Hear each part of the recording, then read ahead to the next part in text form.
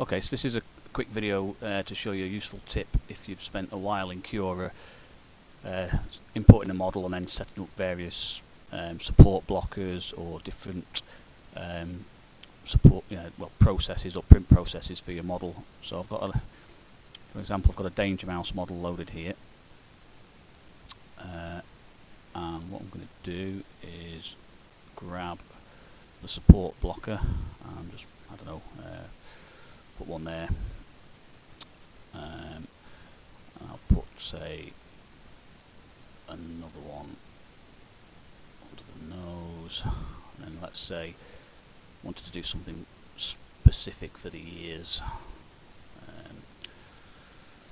So if you're not familiar, the support blocker generally is literally just that. It is a support blocker, but if you select the block, so I'm going to use that one, I'm just going to make it bigger so it covers the ears, and if I go on non-uniform scaling I can stretch it that way like that. So that's covering most of the ears. Doesn't need to be precise for this. And let's say, so that would normally block support generation all the way up to under or above the ears. But if you click on this per model settings here, you get a drop down and you get normal model or print that whole box as support material. So that's sort of a way of, you can generate custom supports if you wanted to. Or you can go into this modify settings for overlap. So if I click that, you can then select a whole load of settings. So it might be, just for argument's sake, for the ears, just kill all these settings, that you might want to print them a bit slower for some reason. So let's say we pick wall speed, outer wall and inner wall speed, close. And let's say we change them to be something really slow, like 15 for the outer, or maybe 10 for the outer, and 20 for the inner walls. So if you notice on the speed settings over here, most of the model is going to be printed, when it loads, an outer wall speed of 20 and an inner wall of 35. But for any part of the model that is enclosed in this box, it alters to 10 and 20. So you can do all sorts of things with this box. You can change the infill, you can change the speed, the cooling. The only thing you can't do is change layer height, but there is variable layer stuff in Cura anyway.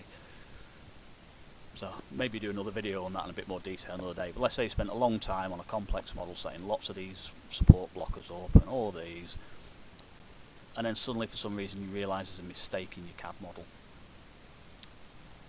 What can be really annoying is if you delete the model, I don't want to do it, but if you do delete it, all these support blockers get deleted as well and you've got to start again.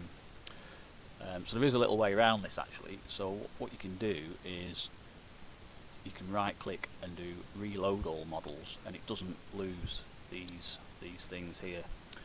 So if I jump into Max for a second, there we go. Here's something I've already done. I've altered this Danger Mouse to be having his arms in a different position and his head turned. So what you can do is, if I export that as an STL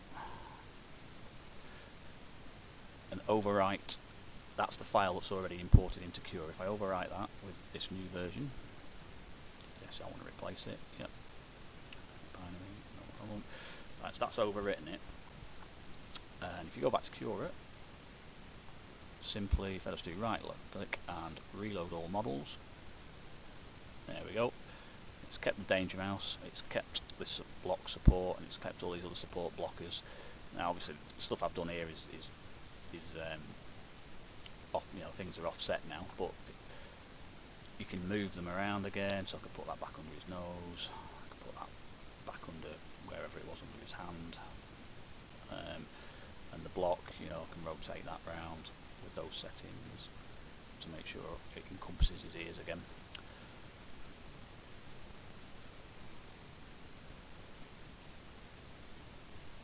Like that. So relatively trivial example here, but if you had a complex model and you'd set up a few of those custom processes for niggly bits in the model, it's a real pain if you just do this and select the model, delete it, everything goes. Yeah, so a useful tip. Hope you like it. Subscribe and share the clips. Cheers, bye for now.